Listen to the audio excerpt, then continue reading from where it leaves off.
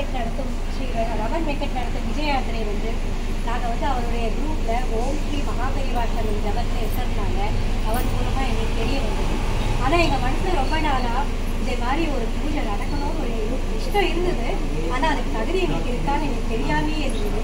ஆனால் மகாபரிவாயை விடலை, அவராகவே இல்லை. அவர் மூலமாக வந்து நாங்கள் வீட்டில் வந்து பூஜையை நடத்திக்கிறேன் நடத்திங்க. அதில் பூஜை இது நடந்த பூஜை வந்து வார்த்தைகளால் வர்ணிக்க முடியும்.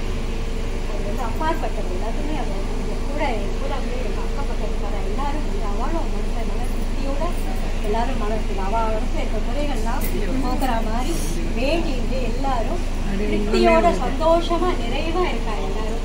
இதுதான் இந்த பூஜையோட மகிமை. மூணாவது பூஜை வந்து ரொம்ப சிறப்பாக இருந்தது. எல்லாரும் வச்சு பால் அபிஷேகம் பண்ணி அஷ்டோத்திரம் படிச்சு அப்புறம் தோடகாஷ்டம் படிச்சு எப்படி முறையாக பண்ணணுமோ பண்ண வச்சா. ஏன்னா யாருக்குமே எங்களுக்கு எதுவுமே தெரியாது. ஆனால் ஸ்ரீ ரமன் வெங்கட் மாமா இல்லைம்மா எங்களுக்கு எல்லாம் எங்கள் அனுபவம் கிடைச்சது. அப்புறம் இன்னொரு எப்படின்னா ஒரு அதிசயம் நடந்தது.